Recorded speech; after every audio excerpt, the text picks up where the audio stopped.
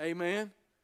I'll get to So, the chats in a minute. we don't police. I'm just trying to, it's been a long time since we laid out what we do in this form. And I want everybody to understand it's an ordinance. It's following Christ. It's something that we should do. It's not something that we have to do. There is no time. We choose to do it quarterly, every fifth Sunday, so that we don't forget to do it. Did you hear what this preacher said?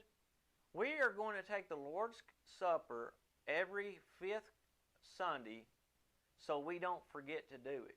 Okay? If we set every fifth Sunday, we know that we're going to do it once a quarter. Amen? If this church chose to do it every Sunday, you know what? It wouldn't be a thing wrong with that. But I do want to tell you why we don't do it every Sunday. Why I as the leader, okay, why I don't want to do it every Sunday. Today. But see, why is he the leader?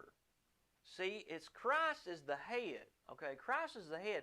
He's the leader, and he is determined, plain as day, what we are required to do.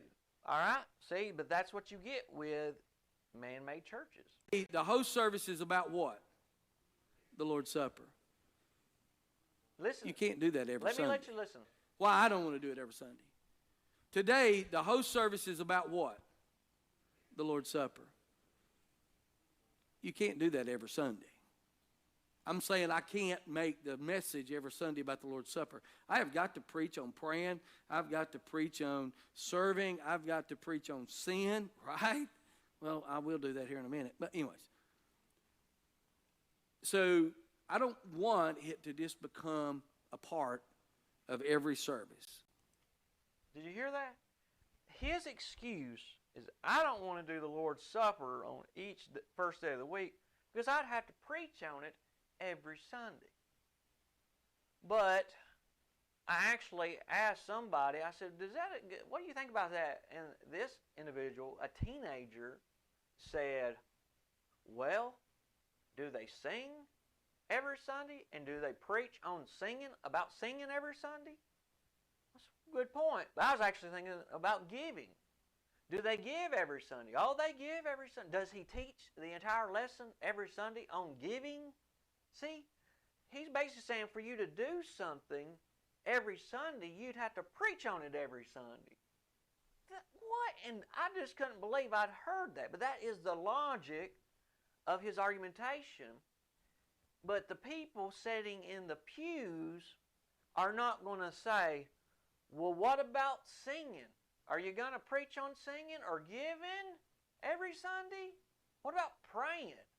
You guys probably prayed at worship. Did your preacher get up and preach for an hour on praying because you had to pray every Sunday? I mean, where is the thinking today? We live in a time where we need to go back to logical thinking and have it broken down and reason about the premises and the conclusions and the argumentation and how about it goes. What sense does it make with that reasoning? No sense at all. Okay, we just sung 4 songs, John. We sing 3 to 4 songs every Sunday. You know why we do that? Because that's how we do things. See, he sings 3 or 4 songs every Sunday, but does he have to preach the whole sermon on singing? No. But why would he say that about the Lord's Supper? Because he is following the creeds of these creed books and traditions of men. See, as this creed book said, Jesus did not say when or how often believers should observe the Lord's Supper, but it is taken on the first day or the Lord's Day. That's what this says. Well, you got some denominations, they take it on Saturday. They take it through the week. It's just part of our service, right? It's just what we do. The Lord's Supper's too special for that. Kind of like last Sunday night we did baptism. I know that we didn't get out of here at almost 7:30, but it was important to take a few minutes to talk about baptism before we did it because it's that special. And then, of course, they don't even baptize right. They don't baptize you for the Bible way. And see, that does matter as well. So that's what we're going to get to help these individuals, all right? Look,